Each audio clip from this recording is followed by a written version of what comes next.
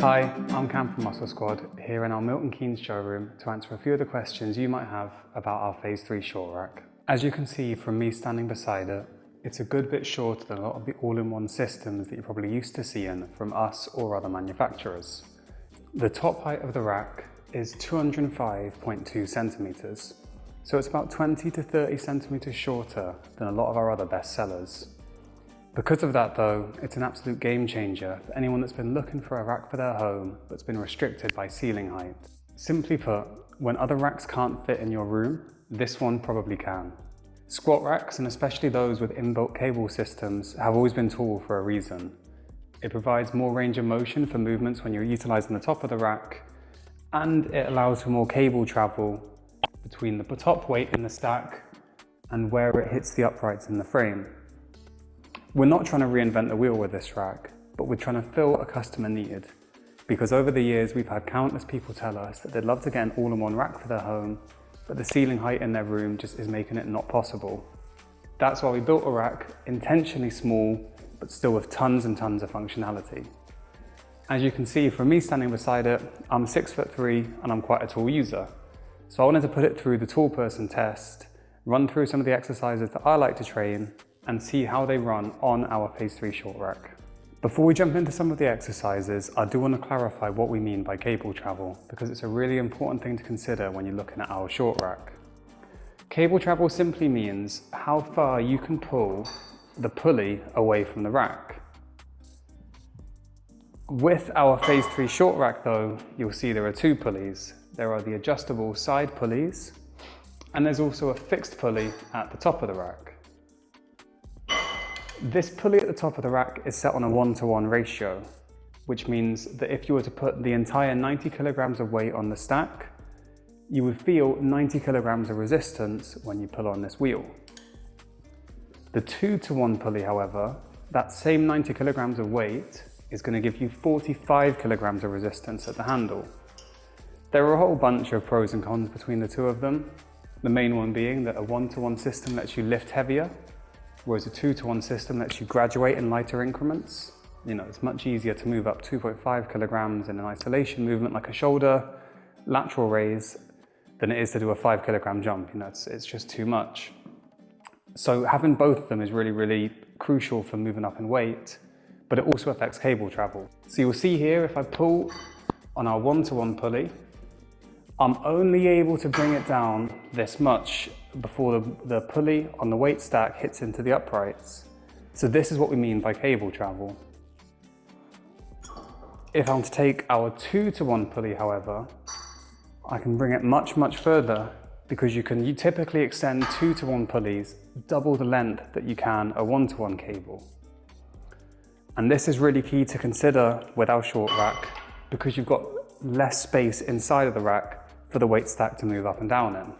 So what that means for you as a user is that a 1-to-1 system gives you much more weight to play with, but less cable travel. And the 2-to-1 system gives you less weight, but smaller increments in between weights and much more cable travel. So we're going to see how that translates into some of the common exercises that you might use on our short rack. You'll see beside me that the Phase 3 short rack comes with a solid lat pull down seat.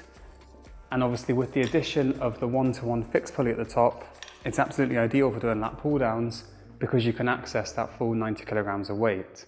However, you'll bear in mind what I said about cable travel, and you might be wondering if this will be an issue for you when you're training, especially if you're tall like I am, and are already going to be starting the movement right at the very top. So I'm going to put a bar on this and I'm going to show you how it works for myself. So, to start things off, I've got a pretty standard straight lat pull down bar. The benefit of training with one of these on a shorter rack is because your hands are already going to be high up for the grip placement, you can start the movement almost next to the carabiner. If you were to use a close grip handle, for example, where my hands are maybe going to be here, then I'm not going to have as much range of motion because I'm starting lower down the movement. So my preference on the short rack is definitely the traditional lat pull down handle.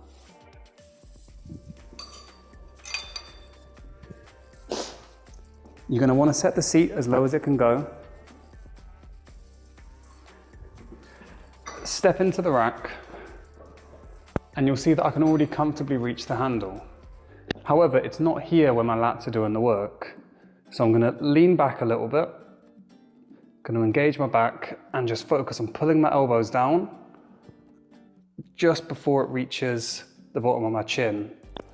I've got to be a little bit focused on where the cable is going at the top of my movement, but I'm able to get a good range of motion and a really nice squeeze as I bring the bar down.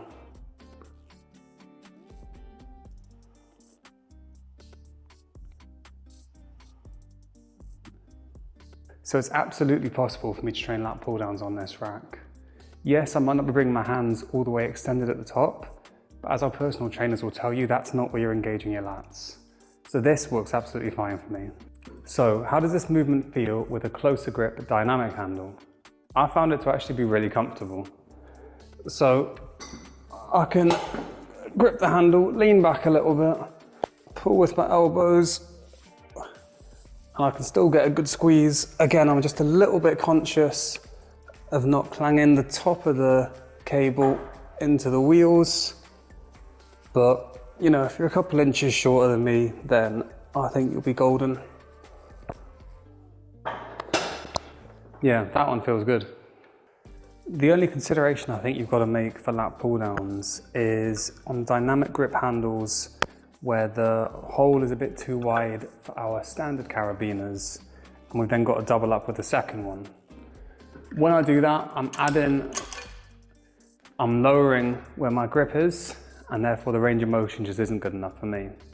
So I do think you want to stay to the slimmer attachments that can fit through a single carabiner. That's going to give you plenty of range of motion, but the moment you add two, just because of the height of the rack, that's where the limitations come in. So it's a small thing to note, but I did want to point it out. So an exercise that I'm a big fan of for both my shoulder health and upper back are Facepulls. With this, you've got two options. You can do them on the adjustable 2-to-1 pulley, but again, if you're a bit tall, you might run into the issue that I do, where once I've taken it out of the rack, I've got to lift my arms up a little bit to bring it to face level. It's not the end of the world, I can still complete a rep, no problem. And I've still got a good squeeze in my back. But you may prefer using it on the 1-to-1 attachment. So, easy switch, brings the rope higher, but you just have to bear in mind that obviously the weight is going to be exactly what it shows on the stack, and you've got to bear in mind the cable travel as well. So from here, retract my shoulders, and I can still get a full rep in. I've just got to stand a bit closer to the machine. So Facepulls, they're A-okay for me. Yeah, those feel fine. So I removed the lat seat to test out another favorite, which is of course tricep pushdowns. So two options here between the 1-to-1 and the 2-to-1. On the 2-to-1 pulley, I can come close to the rack and I can get a good range of motion in the 2-to-1 setup. The only thing you are noticing is that I've got to be careful as I come up the rep so that the weight plates don't hit. But I can easily train this movement and it feels really, really smooth on the 2-to-1 setup. Alternatively, if you wanted some extra height, you could very easily bring it onto the 1-to-1. I'm going to have to drop that weight a little bit. And then it's coming from an angle that you're probably a bit more used to. And again, I'm just under the max cable travel here, but I'm managing just fine there. So tricep pushdowns on the short rack, no problem. Then the last exercise that I wanted to show you, using the rope again, are lat pullovers.